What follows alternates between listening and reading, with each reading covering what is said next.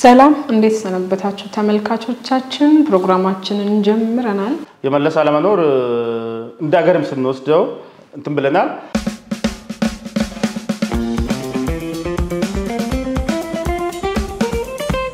መለስ ይሄን ስንል መለስ ሁሉ ነገር ትክክል ነበር ማለት አይደለም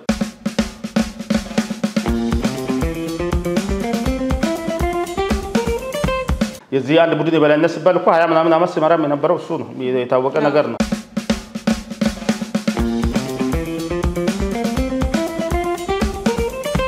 ከዛስ በኋላ ወደ ትግራይ ከሄዱ በኋላ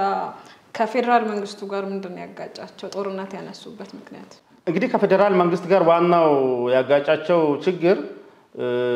አንድ ኦሮሚኛ ተረት አለ ነምነ ከማሊኛቱ በረትጋ ፈማልተ ያከስ ጀለኒምቲ ምንድነው ያጋጠመው እነሱ ወሳኙ ስልጣን ይዘው እዚህ ሀገር ላይ ባላቸው ተሳትፎ ባላቸው ቁጥርና በያዙት ህዝብ ብዛት አይደለም የሚተማመኑት የትግራይ በዚህ ሀገር መስራታ ውስጥ የትግራይ አማራና ኦሮሞ ያው የኢትዮጵያ ፖለቲካ ሲባል ሶስቱ ነው በዋናኛነት በሀገር መስራታ ውስጥም የትግራይ ልትና የትግራይ ህዝብ የተጫወተው ሚና አለ ይታወቃል ግን መጥቶ ይሄንን አጣጥሞ 27 አመት ስልጣን ላይ በቆዩበት ወቅት ቤተ መንግስት መያዝ ስልጣን መያዝ ምን ያህል አድቫንቴጅ እንዳለው በጣም ተረድቶታል እነሱ ያሰቡት አጠር ባለ ጊዜ በ50 አመት በመናምን አመት ትግራይን በተለየ ሁኔታ በኢኮኖሚካሊ በምን የሚፈልጉ ቦታ አድርሶ ከዛ በኋላ ስልጣኑ ከእጃቸው እንኳን ቢወጣ ትግራይ ማይነቃነቅበት ደረጃ እናደርሳለን ለዚህም ብሎ ነው አጠቃላይ ነገሩ ርብርብ ሲያደርጉ የነበረው መለስ በብልጣት የሚያስከደው ፖለቲካ እነሱ ስላላወቁ ፍለፊት አወጡት በዛ በኋላ የተቃውሞ መጣ ተቃውሞ ሲመጣ አዲሱ የለውጡ ኃይል በተለየ ሁኔታ ህይወትን ተጠያቂ ለአድርጎ ህይወትን ይገፈበት ሁኔታ አልነበረም ኦኬ ያለፈው ነገር አልፏል ያዛችሁትን ይዛችኋል በፍቅር በይቅርታና በመደመር እንለፍና በአዲስ መልክ እናስከደው ካሁን ብሎ እንዱም ወደ ኋላ ተመልሶ በ27 አመት ውስጥ የተፈጠሩትን ነገር ወደ መጎርጎር አይደለም የሆነ ሆኗል ይሄ ድርጅት ሁሉ አብሮም ነበር ሁሉም ተጠያቂ ነው የሚሆነው እነሱ የበላዩ ሲይዙ እኮ ወደድም ከስር ነበር ያደድም ነበር አንድ ላይ ነበር ይሄን ነገር ሲያደርጉ የነበረው ስለዚህ ያለን አማራጭ ምንድነው በጋራ እንሄድ የሚል ነገር ነበር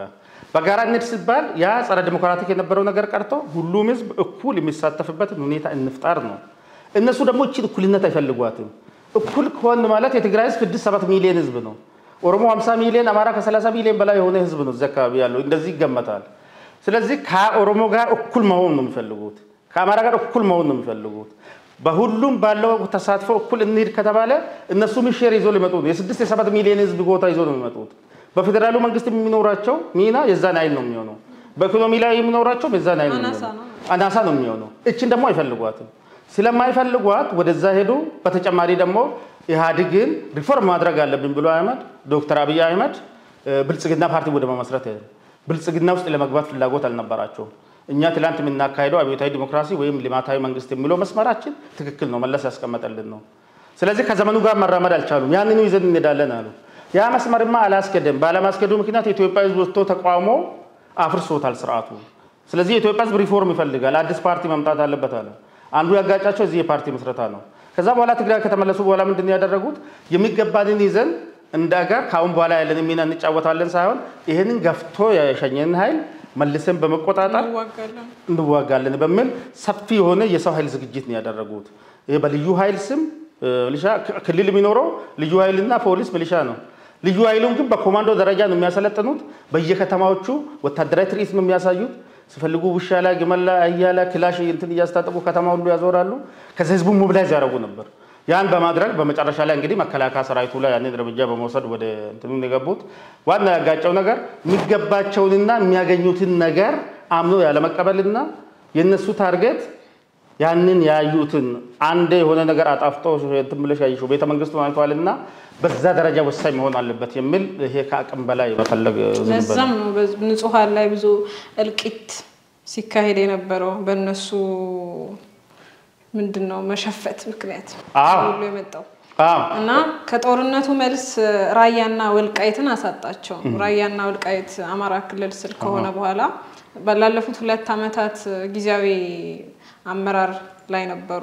ምን ይመስል ነበር ያ ጊዜ ባለ መረጃ እንግዲህ አሁን ጦርነቱ በከፍተኛ ዋጋ አስከፍሏቸዋል ኢትዮጵያንም ዋጋ አስከፍሏል ግን ትግራይ ላይ የደረሰው ውድመት አይደለም ትግራይም ቢያንስ 20-30 ዓመት ወደ ኋላ መልሷት ማለት ይቻላል የሞተ ሰው ቁጥርም የወደበ ንብረትም ምናምን ስንወስድ ካልኩሌት አድርጎ የተነሱትና እነሱ ግምገማ የነበረውና ያጋጠማቸው ነገሮች የተለያየ ነገር ነው የሆነው በዛ በኩል ትልቅ ዋጋ ከፍለዋል የራያና የራያ አላማጣና ወልቃይት ጠገዴ ጉዳይ ወደ መጨረሻ ዓመታት አካባቢ አንስቶ የአማራ ህዝብ ጥያቄዎች እዛ አካባቢ ነበሩ ግን እዛን ጊዜ ሌሎች ክልሎች ጫና እንደሚያደርጉት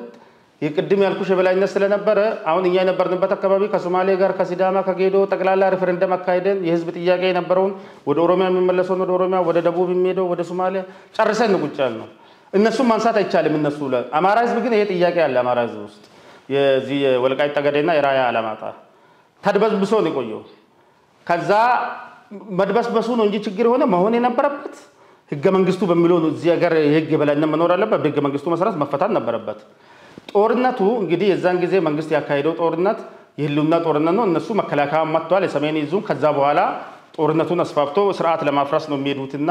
ይሄን ሁኔታ መቀየር አለብን ብሎ ሲሄድ የአማራ ኃይል ይሄን ቀዳዳ ተጠቀመና በጦርነቱ ምክንያት እዛ አካባቢ ያለው የትግራይ የመንግስት መዋቅርና የጸጥታ ኃይሉና ሌላውም በሚስተዳደርበት ወቅት ቀድሞ ነው እኛ ርስት ነበር ጥያቄ የነበረን ቦታ ነው አለና ወልቃይት ጠገዴንም ተቆጣጣሩት ራያ አላማጣንም ተቆጣጣሩት መሆን የነበረበት በጦር መሳሪያ ኃይል የሆነ ቡድን አንዱ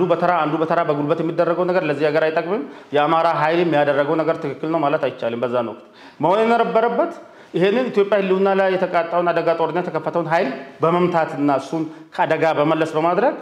የህዝቡ ችግር እንደዛ የአማራ ህዝብ ያለው ጥያቄ በመሬት ላይ ህገ መንግስቱ በሚለው መሰረት የሚፈታበት ሁኔታ መቃየስ ነበረበት አሁን ምንድነው የሆነው እነዛ መጀመሪያ በጉልበት ያዙት እነዚህም ጊዜውና ቀኑ ዛሬ በለኛ መጥቷል ብሎ በጉልበት ያዙት ይሄ በጉልበት እየተፈራረገ ነው የሚለው ያ ደግሞ ምን አስከተለ ለሁለት ዓመት ከዛ የተፈናቀለው የትግራይ ህዝብ አሁን ከፍል ግማሹ ተመልሷል ግማሹ ዛሬም ድረስ በሽሬ በተለያየ ቦታ በመጠለያ ካምፕ ነው ያለው በረሃብና በችግር ውስጥ ወድቆ ነው ያለው ይሄን ሁሉ ጭምር አስከፍሏል ዋጋ አሁን እንግዲህ በዚህ በፕሪቶሪያ የሰላም ስምምነትና በሁለቱም በተስማሙት መሰረት የተፈናቀለ ህዝብ ወደ ቦታ እንዲመለስ ከተመለሰ በኋላ ጊዜያዊ አስተዳደር እንዲቋቋም ከዛ በኋላ ህዝብ ውሳኔ እንዲካሄድ የተቀመጠ አቅጣጫ አለ አጠቃላይ ግን ካነሳችሁ ጥያቄ አንፃር ስንመለከተው ዋጋ አስከፍሏቸዋል ይሄን ነገር አድቦ ተግባብቶ ከሌሎች ብሔረሰቦች ጋርም ከፌደራል መንግስት ጋር አለመሄድና ወደ ጦርነት መግባታቸው ብዙ የሆነ ውድመት ነው ያደረሰባቸው ከፓርቲው አመራር ዶክተር ደብረጽዮንና ከምክትሉ ከጌታቸው ረዳ መሃል የተነሳ አሁን ሰሞኑን የተነሳ አንድ ሽኩቻ አለና እንዴት ታየዋለህ ይሄንን እንዴት ሊነሳቸው አለ በሁለቱ መሃል ይሄ ሽኩቻ የመጣበት እንግዲህ በቲፒኤልኤፍ የተለያየ ጊዜ እንደዚህ አይነት ልዩነቶች ተከስተዋል ይሄ ሶስተኛ አራተኛ ጊዜ መሆኑ ነው ያንንም ታድሶ ብሎ መለስ በህይወት እያለ ከኤርትራ ጋር ጦርነት በተካሄደ ማግስት ታድሶ ተካሂዶ ነበር እንደዚህ ለሁለት ተሰንጥቆ አንደኛው ቡድን አስወግዶት ሌላኛው ቡድን አፓራንዱን ይዞ የቀጠለበት ሁኔታ አለ ግን ድርጅቱን ሚነካ ነገር አልነበረም እዛ በድርጅት ውስጥ ካይዳል አፓራንዱን ያዘው ያኛው አንዱ ላይ እርምጃ ይወስዳል በዚህ አይነት ሁኔታ ነው እየፈቱ የመጡት እዚህ ውስጥ ጸረ ዲሞክራሲ ምናምን ነገርም አለ አሁን ምንድነው ያሁኑ ሁኔታ የፈጠረው አንደኛ አንዳንድ መረጃዎች አሉ እዛ ከነበሩ አመራሮችም ወደ ጦርነት ሲገቡ የጋራ መግባባት አልነበረም ይሄን ጦርነት በሚያካሂዱበት ወቅት የተወሰነው ኃይል አያዋጣንም ተመልሰን ጦርነት ውስጥ ከምንገባ እየተደራደርን ከዶክተር አብይ ጋርም በመሆን የሚገባንን ነገር እናድርግ ዳግም ወደ ጦርነት ከገባን የትግራይን ህዝብ ኢትዮጵያ ዋጋ እናስከፍላለን የሚሉ ቡድኖች ነበሩ ነው እንዲህ ተዋርደን አንቀርም ይሄን ትግል እዚህ ያደረስነው እኛ ነን ለ17 ዓመት በረሃ ገብተን ከ60 ሺህ በላይ ህይወት ገበረን የትግራይ ልጆች ዛሬ ማንንም አባሮ ሜዳ ላይ ቀርተን ተዋርደንማ መቅረት የለብንም መመለስ አለብን ይሄን ደግሞ እንችላለን አንደኛ ከዶክተር አብይ ጋር ኦሮሞም የለም ሌላውም የለም ብቻውን ቆሟል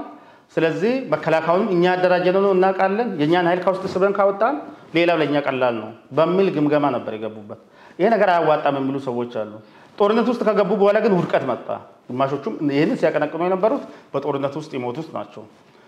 እንግዲህ ውድቀት ሲመጣ ደግሞ የተለያየ ጉዳዮችን ይዞ ይመጣል ከዛ ወደ መጨረሻ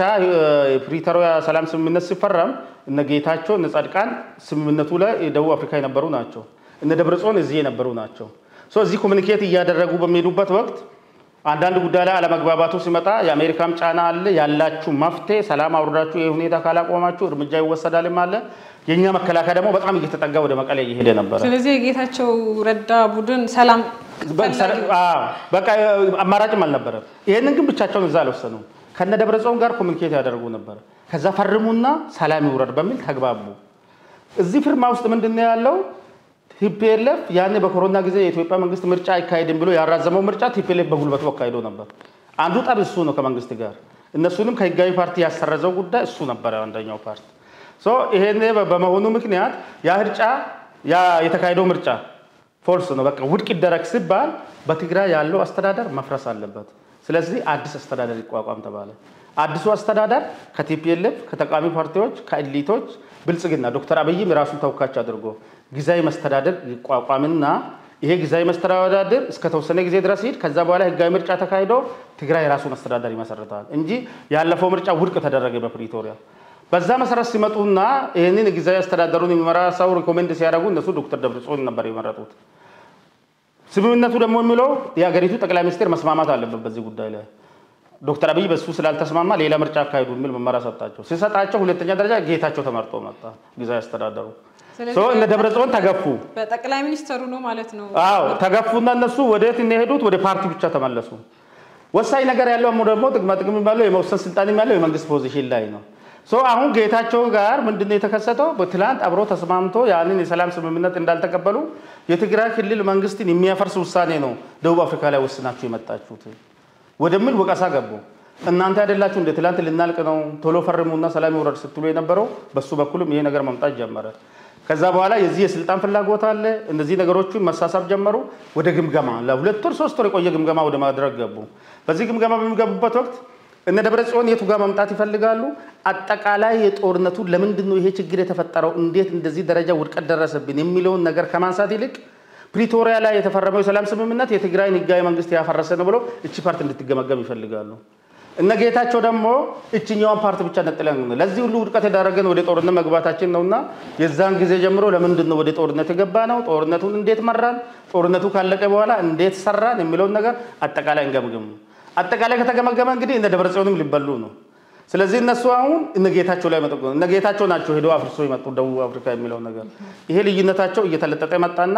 ጉባኤ እንዳካሄዳለው ወደሚል በዚህ መሐላ እንግዲህ መንግስት ይሄ ፖለቲካ ፓርቲ በአሸባሪነት ተፈርጆ ተሰርዞ ስለነበረ ህጋዊ ዕውቅና ይሰጠው ዶክመንት ይሰጠው በሚል ላይ ውዝግቦች ነበሩ። መጨረሻ ላይ በልዩ ሁኔታ ሰርቲፊኬት ተሰጣቸው እንደ አዲስ። ይሄን ሰርቲፊኬት መጥቶ የተቀበለው ደብረጽዮን ነው። እነ ጌታቸው ደግሞ በሐሰተኛ መረጃ ነው ሄደው የተቀበሉ ትክክልም አይደለም የሚል አቋም አነሱ። የጉባኤ መጣ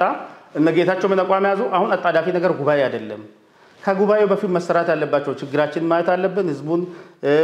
ወደ ከተፈናቀለበት መመለስ አለብን። መልሶ የማቋቋም ስራም ሲሰሩ ይሄ ማድረግ አለብን። ወደ መገንባት ማህበራዊ ነገሮች እንደዚህ ነገሮችን ነው እነሱ ፎከስ እናድርግ የሚሉት። እነዚህ ደግሞ የህልውና ጉዳይ ብለው ጉባኤ ላይ ፎከስ አደረጉ። ጉባኤው ምንድነው? በዚህ ጉባኤ እነ ጌታቸው መጥተው ከእንትን ማስወጣት ነው የሚፈልጉት። ከዛ በኋላም የተፈጠረው ነገር እርስ በርሳቸው የጥቅም የስልጣን የማዝና አፓራንዱን ይዞ እንዴት ነው ግን ፓርቲው ከአገር አቀፍ ቦርድ ውሳኔ ውጪ የዶክተር ደብረጽዮን ቡድኖች የጌታቸው ረዳም ቡድኖች መክፋት የሚችሉት አገር አቀፍ የቦርድ ውሳኔ ሳይሰጥ? አሁን እንግዲህ እሱ ነው ዋናው ነገር የሚመጣው። ትክክል ተቀባይነት አይኖረውም። እንግዲህ እስካሁን ድረስ ምርጫ ቦርድ ዕውቅና አልሰጥም ብሏል። ለዚህ ጉባኤ ያካሄዱት ምንድነው የሀገሪቱ ህግ ብሎ የምርጫ ቦርድ ግና ደንብ የሚያስቀምጠው ጉባኤ ለአንድ ፖለቲካ ፓርቲ ጉባኤ ለማካሄድ አስቀድሞ ለምርጫ ቦርድ ከ21 ቀን በፊት ማሳወቅ አለበት። ታዛቢ ልኮ ጉባኤው በትክክል መካሄዱን ዲሞክራሲያዊ መሆኑን ምርጫ በስርዓቱ መካሄዱን የፌደራሉ የምርጫ ቦርድ ቁጭ ብሎ መታዘብና እነዛን ዶክመንትና ቃለ ጉባኤ ይዞ ነው አፕሩቭ የሚያደርገው። ከኔ ዕውቅና ውጪ የሚካሄድ ጉባኤ ተቀባይነት የለውም ብለዋል። ይሄ በግልጽ እየተነገራቸው ዶክተር አብይም እንግዲህ ብለዋል በፓርላማም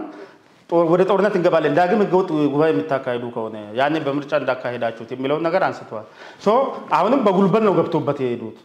ሁለተኛ ስህተት ማለት ነው። በፊት ከተሳሳቱት ሌላ አሁንም ሌላ ስህተት። እነ ጌታቸው ደግሞ አሁን እየወሰዱ ያለው አቋም አለ። ለምሳሌ ጌታቸው ትላንትና ምንም አይነት ስብሰባ ከኔ ቁጥናና ፍቃድ ውጪ እንዳይካሄድ የሚል ነገር እንትን ብለዋል። ስለዚህ ትግራይ ያለው ነገር አሁንም ለትግራይ ህዝብ ሰቆቃ ነው። አሁንም ችግሩ እንዳለ የቀጠለ ነው የሚመስለውና ከህጋዊ ተቀባይነት አንፃር እንግዲህ ወደፊት መንግስትና ምርጫ ቦርድ ምን እንደሚሉት አናቅም እንጂ በአሁኑ ሰዓት ስትመለከቺ እነ ዶክተር ደብረጽዮን ያካሄዱት ጉባኤ በህግ መሰረት የሌለው ተቀባይነት የሌለው ጉባኤ ነውና እሱም ራሱ ሌላ ችግርና መዘዝ ይዞ የሚመጣ ነው የሚመስለው።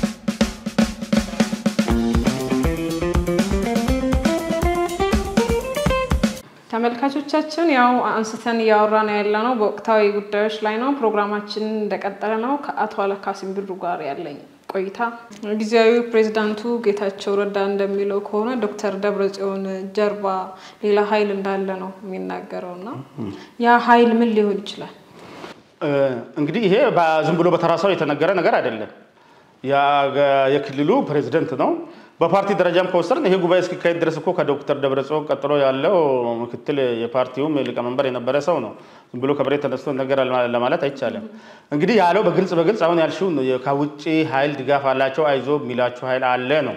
እና አንዳንድ መረጃዎችና እዛ አካባቢ ካሉ ሰዎች ለማጣራት እንደሞከርኩት እነ ደብረጽዮን ከሻቢያ ጋር ከኢሳያስ ጋር አንዳንድ ግንኙነቶች እንደጀመሩ ነው ኢሳያስ ከአብይ ጋር ጥሩ ግንኙነት ፈጥሮ በሁለቱ ሀገር መልካም ሁኔታ ከተፈጠረ በኋላ በዚህ በጦርነት መቆምና በሌሎች ጉዳዮች ምክንያት የማክረፍ ጉዳይ አለ ከኢትዮጵያ ጋር ያለው ዲፕሎማሲያዊ ግንኙነቱ በጣም እየተቀዛቀዘ ሄዶ ጥሩ ያልሆነ ሁኔታ ላይ ነው ያለው እና ምን ጊዜም ኢሳያስ የሚጠብቀው ኢትዮጵያ የተዳከመችን ኢትዮጵያ ስለሆነ ኢትዮጵያ ውስጥ የሆነ ይፈጠራል የሚባል ነገር ካለ በዛው ተሳትፎ የማድረግና ፍላጎቱን ኢትዮጵያ ውስጥ እሱን እንደፈለገ የሚያሽከረክረው መንግስት እስኪመጣ ድረስ ተኝቶ አያድርም በዚህ ጉዳይ ላይ በተደጋጋሚ ለ30 ዓመት ይሄንን በተለያየ መንገዱ አሳይቷል አሁን እንግዲህ የጠላት አይደል ነገር ሊመጣ ነው እነ ዶክተር ደብረጽዮን የጠላት ወዳጄ ነው አይነት ነገር እነ ዶክተር ደብረጽዮንም ያቺ ፍላጎት ቅድም ያልኩሽ እንደምንም አድርጎ የዶክተር አብይን መንግስት አገዛዝ አስወግዶ ቢያንስ ባይወገድ እንኳን እጅ ሰጥቶ ለነሱ እኩል መጥቶ እነሱ ተመልሶ 4 ኪሎ አብሮ መውሰን እስኪችሉበት ድረስ ወደ ኋላ መመለሱ አይደለም ለዚህ አሁን አንዳንድ ኮንዲሽኖች አሉ በቅርብ እየታዩ ያሉት በአማራ ክልል እየተካሄደ ያለው ከዚህ ከፋኖ ጋር የሚካሄዱ ጦርነቶች አሉ አጠቃላይ ኢትዮጵያ ውስጥ እዚህም ጥሩ ያልሆኑ ነገሮች አሉ ከዚህ ወደቡ ጋር ታይዞ ሶማሌላንድ ጋር ስምምነት በመፈጠሩ እየተፈጠረ ጂኦፖለቲክስ ነገር አለ እሱ ልል ነበር እኔ ምናልባትም ከኢትዮጵያ ጋር ሰላም ያልሆኑ ሀገሮችን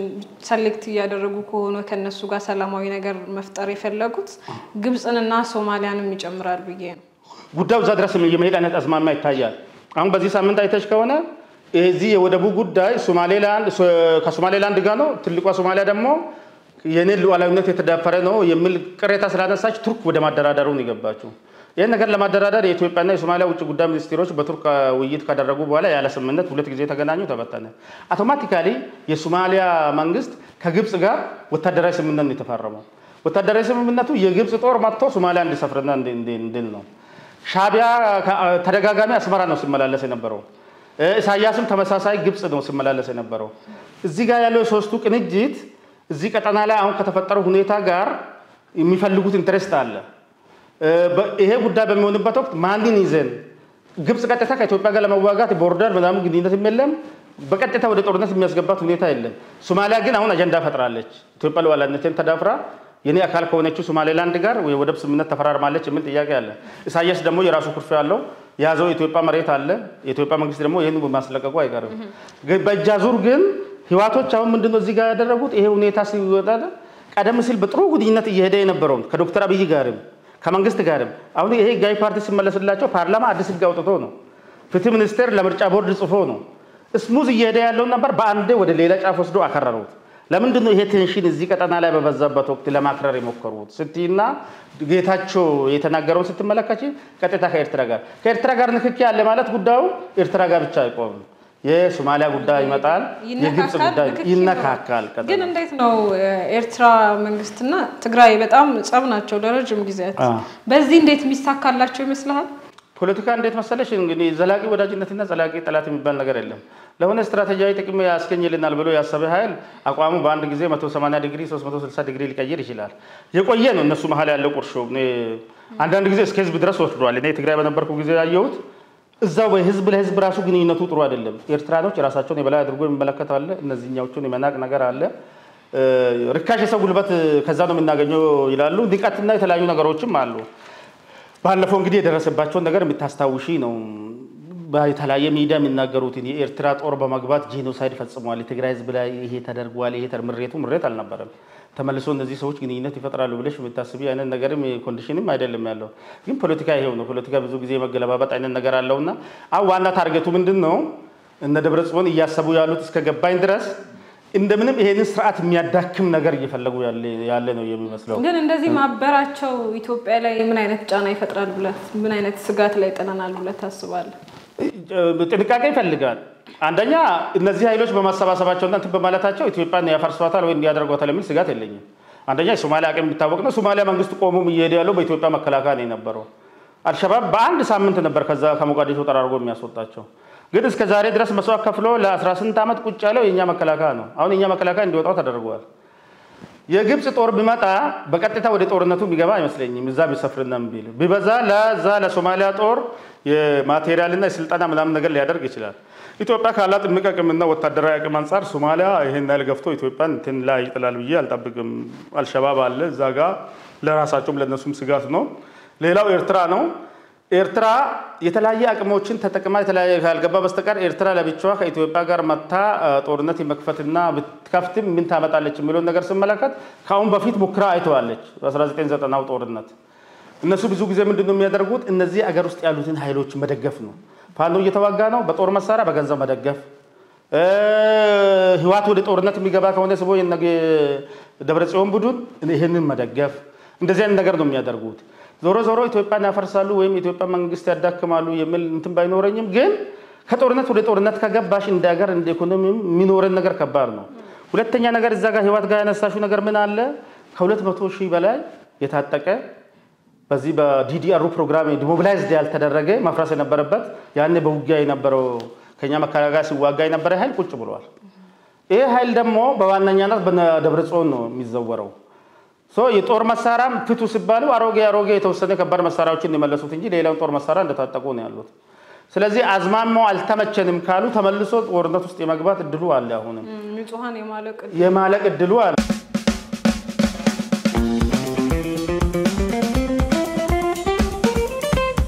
ተመልካቾቻችን ያው አንስተን ያወራና ያለነው በወቅታዊ ጉዳዮች ላይ ነው ፕሮግራማችን እንደቀጠለ ነው ከአቶ አለካሲም ብሩ ጋር ያለኝ ቆይታ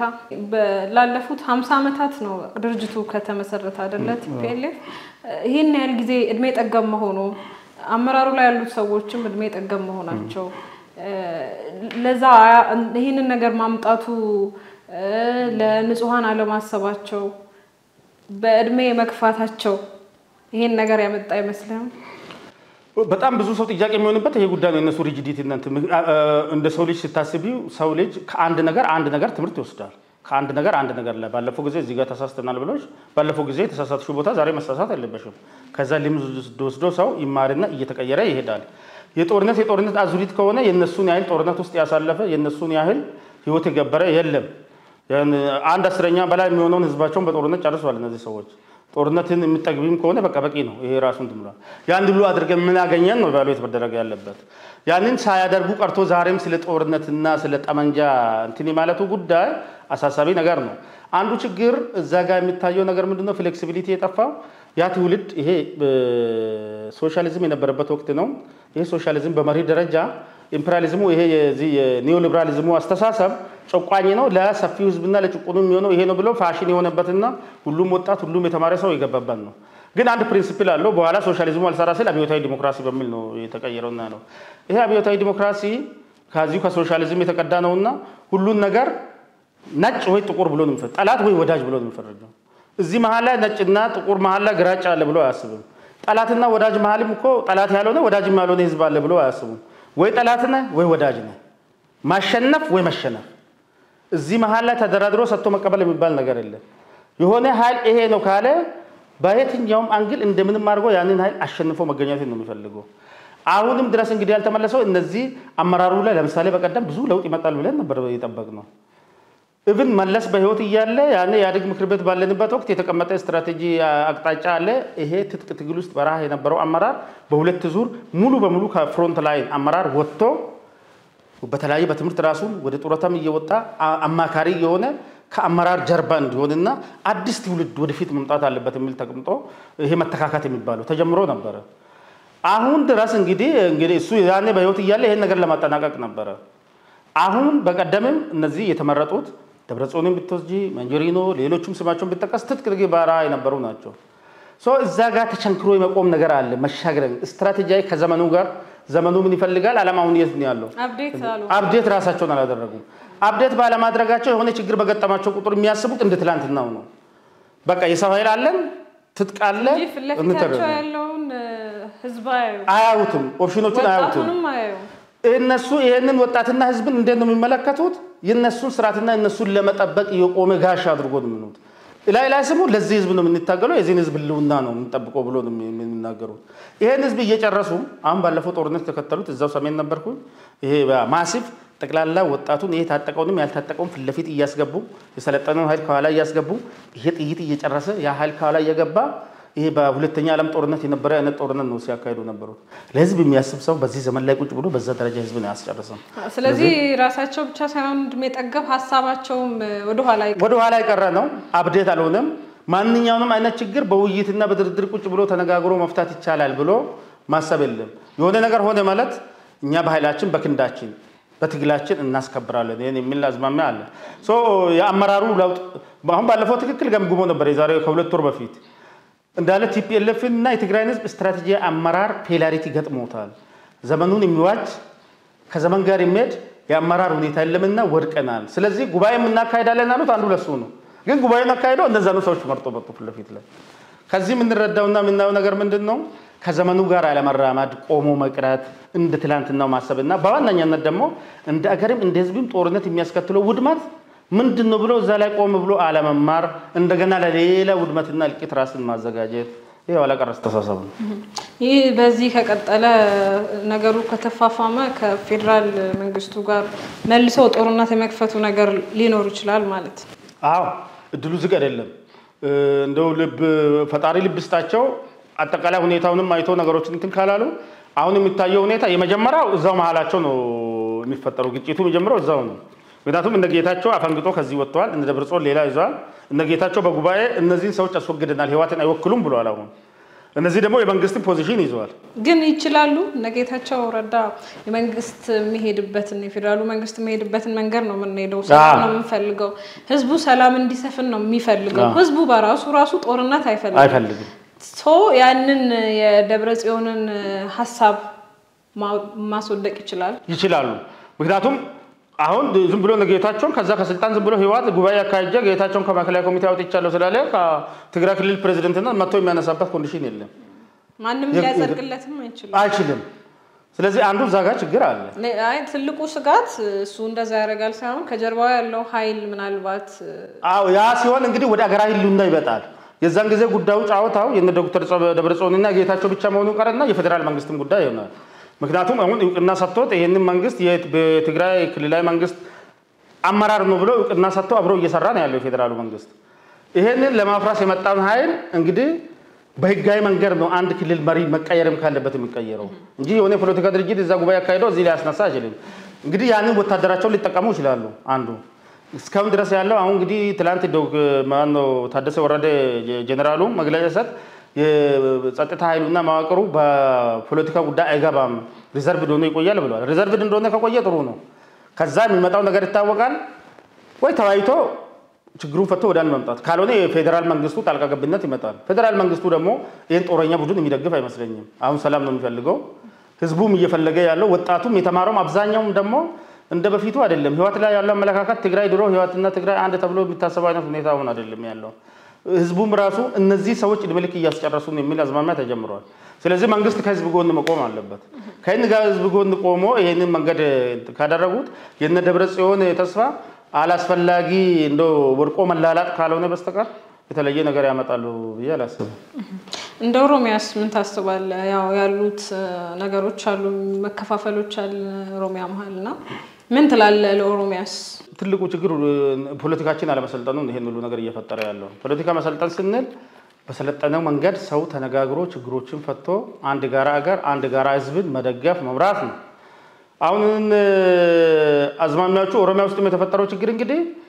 የኦሮሞ ህዝብ ጥያቄ ያለ ሁሉም ለዚህ ለኦሮሞ ህዝብ ይታገላሉ ከሚል መነሻ ነው ሁሉን ነገር እያካሄደ ያለው ለኦሮሞ ህዝብ መታገል አጻት አይደለም ማንንም በፈለገው መንገድ መታገል ይችላል በርካታ የፖለቲካ ድርጅት መስርቶ ሌላው ነገር ግን ኦሮሚያ ውስጥ ጦርነት እየተካሄደ ኦሮሞ ህዝብ ላይ በደል እየደረሰ ኦሮሞ ህዝብ እንትን እያለ በእንደዚህ በሁለቱ ኃይሎች ስልጣንም አገርም እየመራ ኦሮሚያን ክልል ከወሰድሽ እንደሆነ ኦሮሞ ነው እየመራለው እንደ አገርም የራሱን አስተዋጽኦ እያበረከተ ነው ያለው ይህ ሁኔታ ባለበት የኦሮሞ ህዝብ መብትና ጥቅም ስላልተጠበቀ ይሄን አደርጋለሁ የሚል ሌላ ኃይል ደግሞ በትጥቅ እየሄደ ትግል እያካሄደ ነው ያለው ያ እስካሁን ድረስ ባለው 3-4 አመት ያየነው ነገር ለኦሮሞ ህዝብ ውድመት ለዜጎች መሞት ለልማት መደናቀፍ ነው እንጂ የተለየ ነገር ለኦሮሞ ህዝብ ሲያመጣ አላየንም ጥያቄዎቹ ያልተመለሱና ችግር አለ ብሎ የሚያስብ ቡድን ቁጭ ብሎ በጠረጴዛ ተነጋግሮና ተደራድሮ የመፍታት አቅጣጫ መከተል መቻል አለበት ከዛ ውጪ እንደውም ጥሩ ነገር ነው ያነሳሽው በሶሻል ሚዲያ ላይ ሲሄድ አይቼ ነበር በቀደም ሰላሌ ፍቼ ላይ ተሽከውነ የሆነ የኦሮሞ አባቶች ወጥቶ ሰው እንደዚህ በቀንበር ጠምዶ ፈረስ በሉጋም አድርጎ ምን ይዞ ፈጣሪ እንደዚህ አይነት ነገር በኦሮሞ ባልና ታሪክ የሚካሄደው እንግዲህ በጣም የከፋ ነገር ሲፈጠር ፈጣሪያቸውን ለመማጸንና ለመለመን ይቅር በለን ከዚህ አውጣን መከራ ውስጥ ያለ ነው ብሎ የሰው ልጅ ልጆቹን እንደ ባሬ በእንትን እየተመደ እቺም ከዚህ ከፋ ነገር ይመጣል ብዬ አላስብም ኦሮሞ በታሪኩ እንደዚህ ሆኗል ብዬ ምን ያላስብም በተፈጥሮ ምክንያት ምናልባት ድርቅ መጥቶ የሆነ ነገር እንደዚህ አድርጎ ሊሆን ይችላል ግን የራሱ ልጆች አገር እየመሩ ባሉበት የራሱ ልጆች እዚህም እዛም ይታገላሉ ያሉ ባሉበት ይሄ ህዝብ በዚህ ደረጃ ተሰቃይቶ ልጆቹን እንደ ባሬ ጠምዶ ወጥቶ ፈጣሪን ስለምን ይሄ የማይሰማን ከሆነ እንግዲህ የቱዴሌቲኛው ኦሮሞ እንደምንታገል ራሱ ለኔ ግራ ነው የጋራም የሆነ ነገር የጋራ የሆነም ጠላት ሲመጣብ ለመምጣትም ሲነሳ አንተም የጋራ የሆነ ነገር ያ ነው አንዱም እሱ ነው አንድ እዚህ ጋር የኔን ህዝብ ሴፍ ማድረግ የኔን ህዝብ ማደራጀት እዚህ ህዝብ ላይ እኮ እንዳልሽው አሁን አግጦ የመጣ ያለ ነገር አለ አሁን ይፋኖን መፈክር ቢሰሚና እንትን ብትይኮ አውቶማቲካሊ 4 ኪሎ ነው የሚሉት አማራ ቢመራትን ኢትዮጵያ ተቀበለን ብሔር ብሔረሰቦችን ለ3-4 አመት አስተዳድረን አመራር እንዴት እንደሆነ አሳይተን ከዛ በኋላ ብሔር ብሔረሰቦች ራሳቸውን አስተዋጽኦ እንዲያደርጉ ስለዚህ አማራ ያልመራት ኢትዮጵያ አስኖርም እስከዛ ድረስ ድርድርም የለም ከዚህ ስርዓት ጋር ብሎ በግልጽ መሪዎቹ ወጥቶ እየተናገሩ ነው ይሄ ሁሉ እየመጣ ያለው እኮ ለኦሮሞ ህዝብ ነው ለሌላ አይደለም ነገር መጣም አልመጣም ስታንድ ባይ መሆን ለጦረኛ ስታንድ ባይ ሆኖ ይሄ ያን የሚሆነው ደግሞ አንድነትሽን ስትጠብቀኝ ነው እዛ ጋር የምትፈሪ የምትከበሪም እነዚህ ህዝቦች አንድ ናቸው ተጠናክሮ እንዲሆናል እርስ በርስ እዚህ ተከፋፍለን እኛ በመንዋጋባት ወቅት እናንተ እርስ በርስ ስትዋጋ ሌላ ከኋላ ይመጣና በቀላሉ እንትን ያደርጋል የኦሮሚያ ጉዳይ የተጀመረውን ነገር አሁንም ተስፋ ሳይቆርጡ መሄድ አለባቸው የኦላ አመራሮችም የመንግስት አመራሮችም የሰላም ውይይቱና ድርድሩ በጣም አጠናከርና መሄድ መቻል አለበት እንደዚህ ጋፕ ውስጥ የሚመጣ ምን ነገር እንትን ነው ዛሬ ልውስ ብናረግ ሁሉም ከዚህ ከዛ ይሄ ምስራቅ አፍሪካ ላይ እየተሰበሰበ ነው ቀይ ባህር ላይ እየተሰበሰበ የምንለው ኃይል ሁሉ ዞሮ ለኦሮሞ ጠንቅ ነው ሲመጣ የሚመጣው እኛው ላይ ነው ይሄን ስርዓት ማፍረስ ላይ ነው የሚመጣው እንኳን ተበታተነንም አንዶንን በጣም ጥንካሬን ይፈልግና እንትን ይላል ኦሮሚያ ዳራ ለዚህ ለህዝብ ሲባል የሰላሌ ህዝብ ያደረገውን የሰላሌ ህዝብ ወጥቶ ያደረገ እንጂ ወለጋም ጉጂም ሸዋም ብትጂ ሁሉም ቦታ ተመሳሳይ ስሜት ነው ያለው ተመሳሳይ ሀሳብ ነው ያለውና እንግዲህ ልቡና ሰጥቶ ለሁሉም ፈጣሪም ረድቶን አንድ እንዲያደርግና ይሄ ችግር እንዲፈታ ነው እኛም በጣም ብሩህ ቀናቶችን እንጠብቃለን ሰላም እንሆንበትን ተዋለካ ሲምብሩ በጣም አመሰግናለሁ ተመልካቾቻችን ለዛሬ የነበረን ከአቶ አላካ ሲምብሩ ጋር የነበረን ቆይታ ይሄን ይመስል ነበር ሳምንት በሌላ ፕሮግራም እስክንገናኝ የሳምንት ሰው ይበላል